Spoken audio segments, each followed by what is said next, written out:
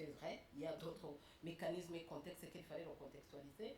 Donc il nous a fallu travailler sur la contre-histoire de cette époque et de tracer aussi des résistances. Parce que nos enfants reprochent à nos ancêtres, ne connaissant pas l'histoire, en disant qu'ils ont été des chiens qui se sont laissés, c'est ce qu'on a entendu dans la plateforme, ils ont été des chiens qui se sont laissés envahir sans résistance. À un certain moment, ils se disent ce sont nos ancêtres, on n'a pas de ressort en nous de lutter ou de nous défendre puisque nos ancêtres n'ont pas pu. Donc il faut amener une histoire narrative pour montrer qu'il y a eu effectivement des vaincus et des vainqueurs, mais qu'il y a eu une lutte. On échange aussi dans ces ateliers afrodescendants sur les parcours migratoires, parce que nos enfants ne savent pas souvent pourquoi on est là, qu'est-ce qui s'est passé.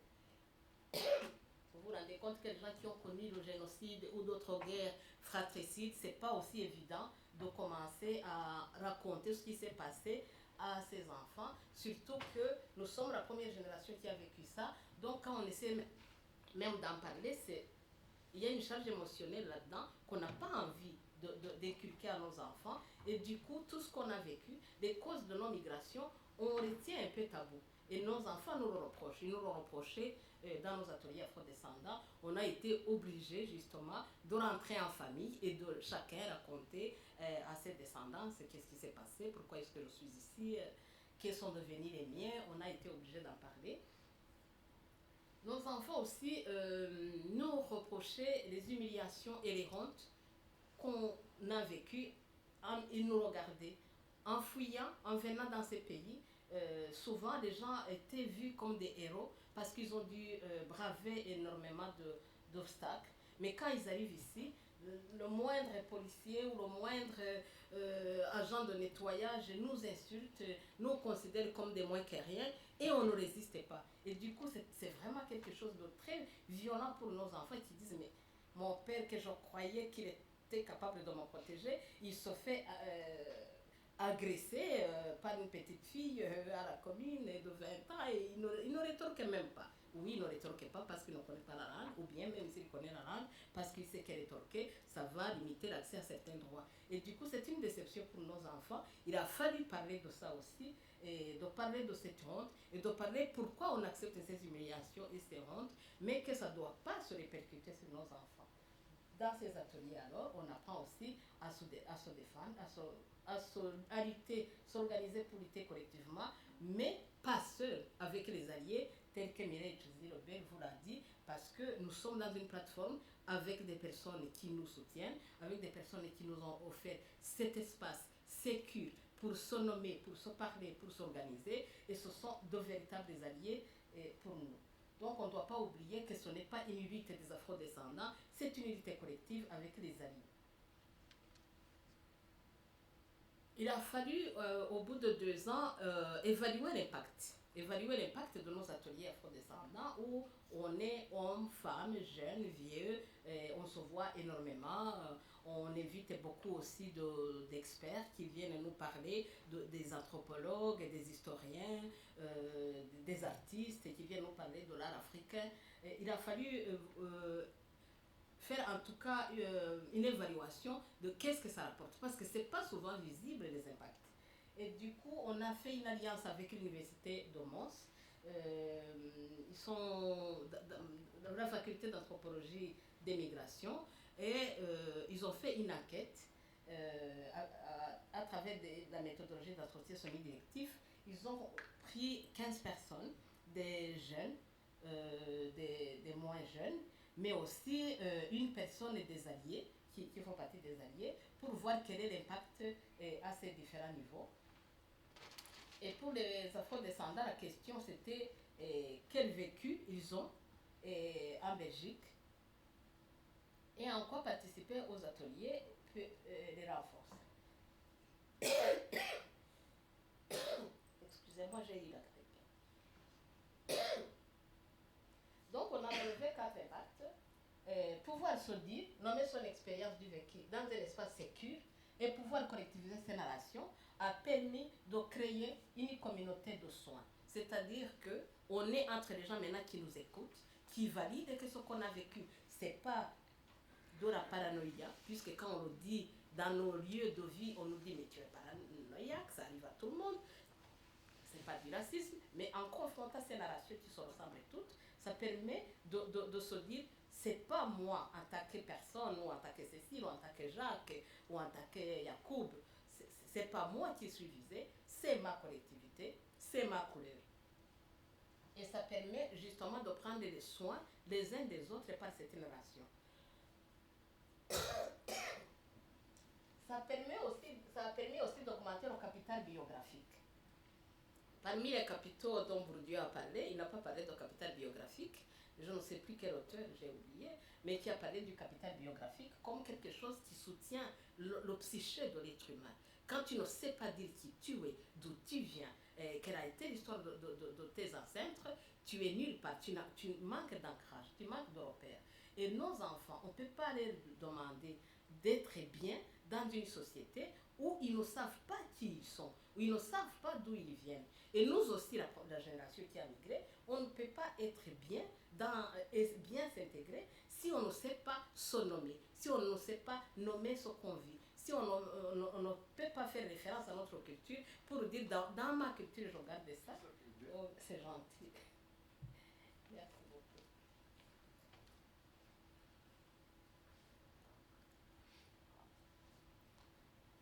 Donc, on a pu quand même avoir cette narration alternative de l'histoire, de la grande histoire de l'Afrique, de la petite histoire, mais de l'histoire des familles. Et ça, je peux vous dire que c'était magistral en termes d'ancrage en soi-même pour avoir la force de s'ouvrir vers l'extérieur, de s'ouvrir vers les autres communautés, de s'ouvrir vers l'autre, puisque maintenant on sait qui on est, on sait nos noms, on sait nos ancêtres, ce qu'ils ont fait, on sait d'où on vient, on peut se tenir droit parmi les humains en se disant je sais mon nom, je sais que je suis un être humain parmi les autres et je sais que j'ai une histoire.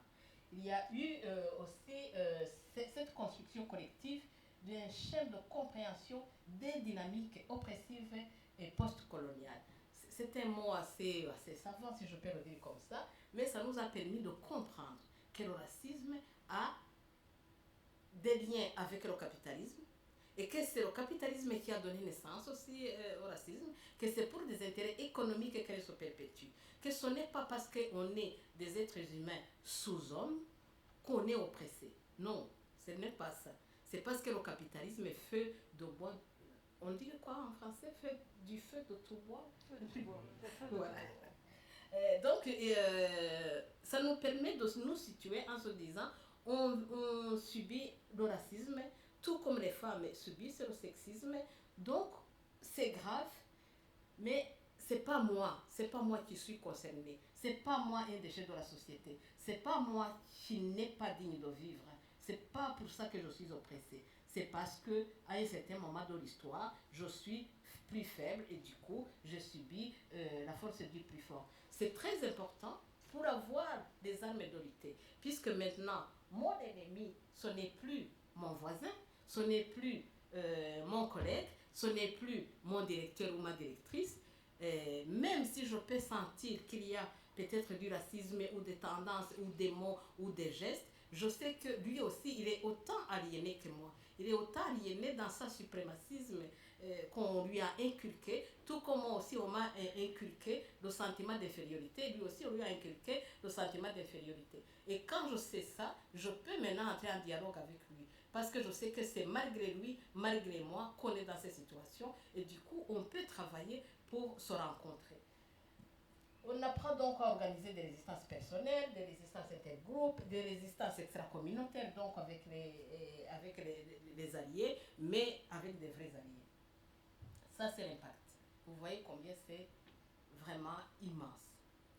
Je voudrais terminer pour qu'il y ait quand même un temps de débat par quelques témoignages qui ont été récoltés pendant ces entretiens semi-directifs. Des narrations sur l'altérité violente.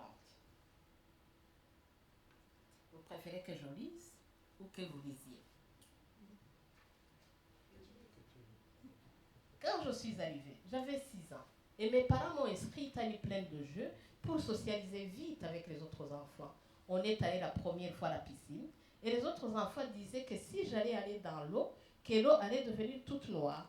Et du coup, il y en avait qui pleuraient. Je me rappelle la réaction de l'animatrice. Bon, c'était vraiment traumatisant. Vu qu'elle ne savait pas trop gérer les enfants blancs, entre guillemets, ce qu'elle a décidé, c'est qu'elle m'a dit, c'est tout, tu ne vas pas dans l'eau.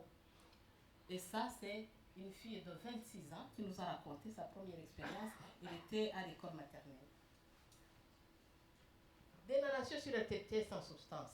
Je suis arrivée en Belgique avec ma mère et là, à l'aéroport, on a déclaré au contrôleur qu'on était des réfugiés. Il a appelé un policier qui a pété un câble. Il nous a crié dessus dans une langue que je ne comprenais pas. Ils nous ont mis tout nus et fouillés au corps séparément. J'ai cru mourir. Je n'ai jamais compris pourquoi. J'avais à peine 6 ans. C'était un peu mon premier contact avec la Belgique. Enfin, on va dire l'accueil, quoi. Un vide absolu dans ma tête et dans mon âme. La socialité banalisée. Les discriminations à l'école, c'est du quotidien, de la part des enfants, mais aussi des adultes, profs, éducateurs, etc. Et quand on se plaignait aux adultes ou à la direction, ça ne donnait rien. Je dirais qu'il y avait quand même assez de solitude dans ces moments-là, parce que les grandes personnes, donc les animateurs, les éducateurs, les profs, etc., censés prévenir et protéger, ils banalisaient tout à fait le sujet. Pour eux, ce n'est rien du tout. J'ai appris à me taire et à subir et vivre cela comme si c'était normal. Vous voyez donc, quand on commence à intégrer qu'on n'est pas digne d'être protégé. Narration sur l'intériorisation des discriminations. Dans les relations mixtes, là c'est des jeunes filles qui nous racontaient, dans les relations mixtes aussi, oh mon Dieu, c'est un vrai problème. Les gars qui viennent te dire, oh mais moi je n'ai jamais été avec une noire. Ouais, des gens qui disent, je n'ai jamais testé une noire, je n'ai jamais goûté une noire. Mais je ne suis pas un plat en fait. Narration sur l'intériorisation des discriminations bis. Quand tu grandis et que la société te dit que tu n'es pas chez toi, parce que c'est ça en fait le discours qu'on a, c'est tu n'es pas chez toi, tu ne viens pas d'ici, tu es inférieur, etc. À un moment donné, toi aussi tu te regardes et tu te dis, mais c'est vrai en fait, qu'est-ce que je fais là? Parce que c'est vrai que je ne suis pas chez moi. À un moment donné, je m'étais un peu habituée en fait à cette vie et j'avais intériorisé une pensée comme quoi je mérite moins que les autres et je vaux moins que les autres. C'est vraiment horrible de vivre quelque chose comme ça. Parce que des fois, tu peux même intérioriser en fait la discrimination, l'oppression. Je vais passer quelques narrations, mais je vais dire quand même le dernier. J'ai appris que voilà, il y avait eu l'esclavage, la colonisation, juste pour que les Européens puissent s'enrichir en nous prenant nos territoires, nos ressources et nos corps. J'ai appris comment cette logique a construit les sociétés des pays colonisateurs et c'est un petit peu comme ça que j'ai pu comprendre. Enfin, mettre les mots sur ce qui nous est arrivé et ce qui nous arrive encore aujourd'hui.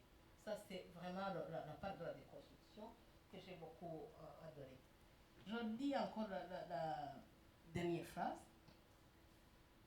le dernier paragraphe. Je me sens apaisée. Je ne suis plus en colère. Je sais que quand on me discrimine, ce n'est pas moi. C'est ce que je représente. Et je sais que les descendants des colons sont aussi victimes des idées suprématistes qu'on leur a inculquées. J'ai le devoir de les éduquer à mon tour. C'est beau, non? Au moment où je découvre que tout ça a été fait pour des raisons principalement économiques, là, c'est différent. Parce que quelque chose qui a été fait par l'homme peut être défait aussi par l'homme.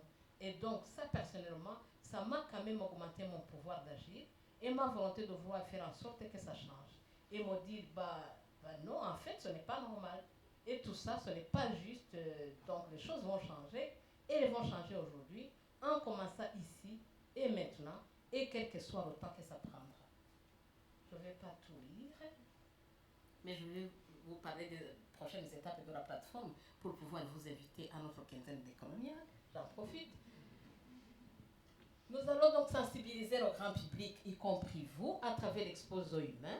On va avoir des conférences, des workshops, des ciné-débats pour explorer la question de la colonialité du genre, du pouvoir et du savoir du 28 octobre au 12 novembre à Mons. Nous avons des samedis détente, des samedis familiales. Vous pouvez venir même le samedi quand vous ne travaillez pas. Vous pouvez nous livrer sur Facebook, un peu partout. Et voilà, vous êtes du mot que vous allez avoir vos responsables qui auront quand même des invitations. On va continuer à produire les cahiers des coloniaux. Samuel, je te lance. Nous avons des traces de tout ce qui se fait dans ces ateliers des coloniaux et on a déjà produit le premier cahier. Je l'avais amené, mais je l'ai oublié dans une salle. Mais Anne Renaud peut me repasser. C'est majestueux, c'est magistral. C'est écrit la compréhension des concepts entourant la thématique décoloniale qui a été donnée par le professeur Marc Mascat.